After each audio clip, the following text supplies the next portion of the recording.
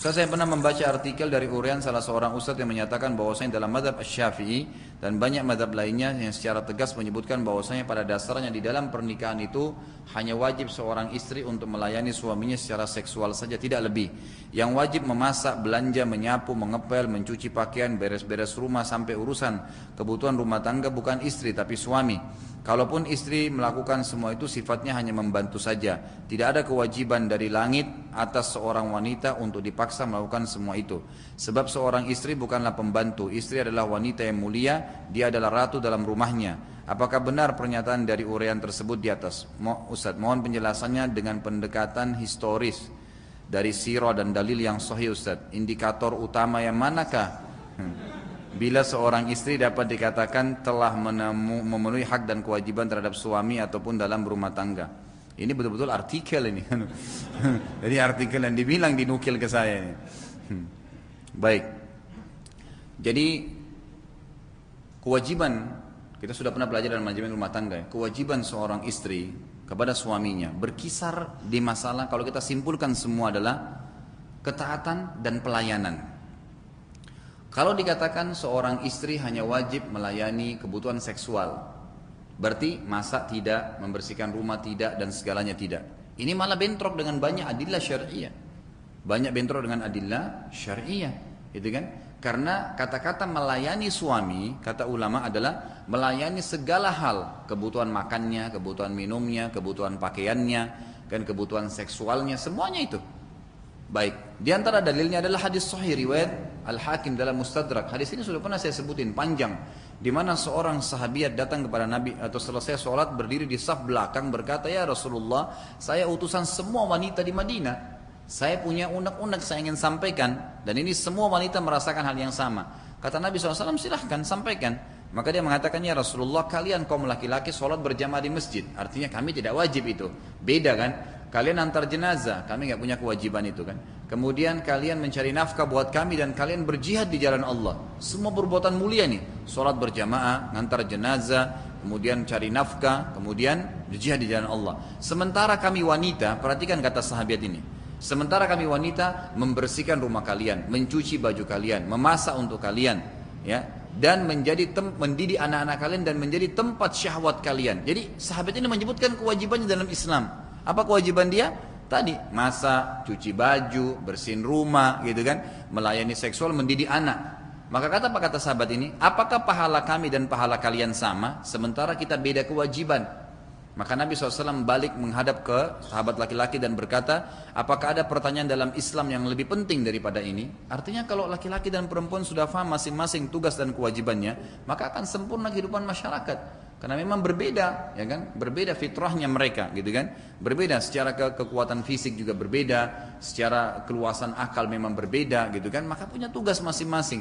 Itu akan saling melengkapi satu sama yang lain.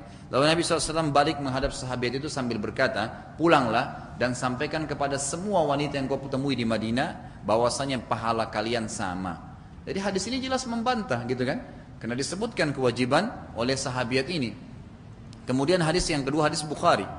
Zainab radhiyallahu anha, ya, mohon maaf, bukan Zainab, Asma binti Abi Bakar, saudaranya Aisyah radhiyallahu anha. Dia menikah dengan, ya, Zubair bin Awwam.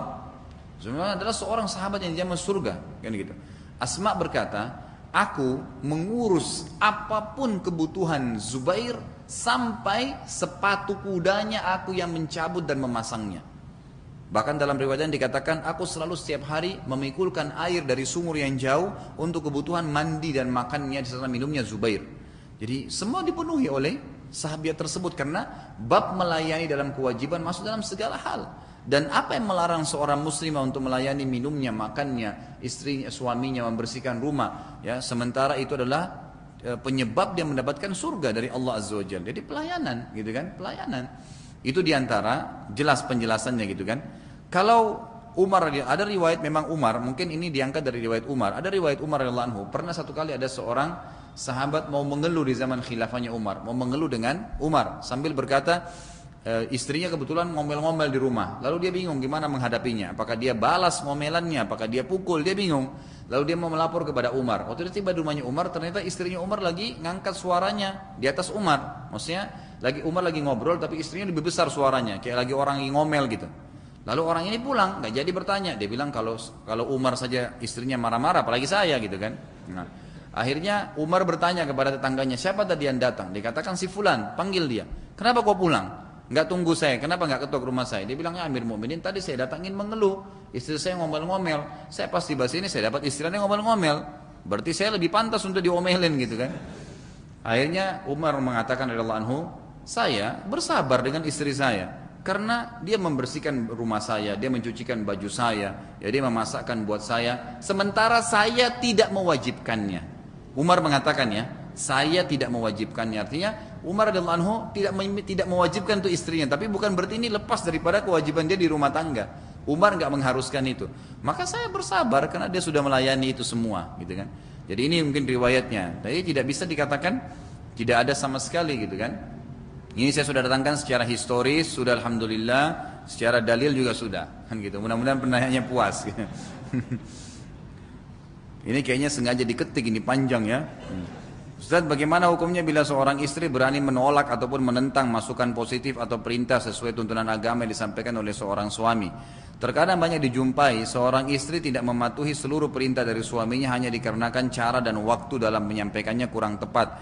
Menurut pandangan dan suasana hati seorang istri, bagaimana cara terbaik dalam menyikapinya Ustaz?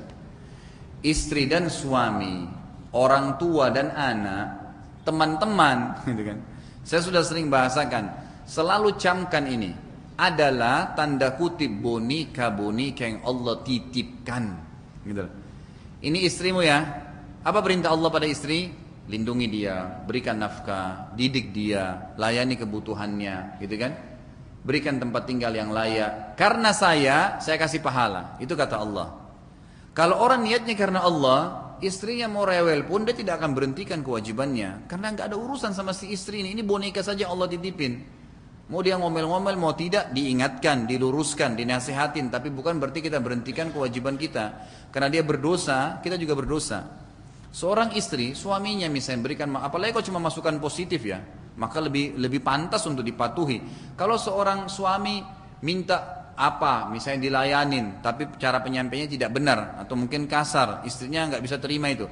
Ya jangan lihat si suaminya, lihatlah ini adalah perintah Allah, ibadah, gitu kan? Nanti kita pelan-pelan perbaikin, itu tantangannya. Semua orang menjalankan apapun ada tantangannya dalam Islam.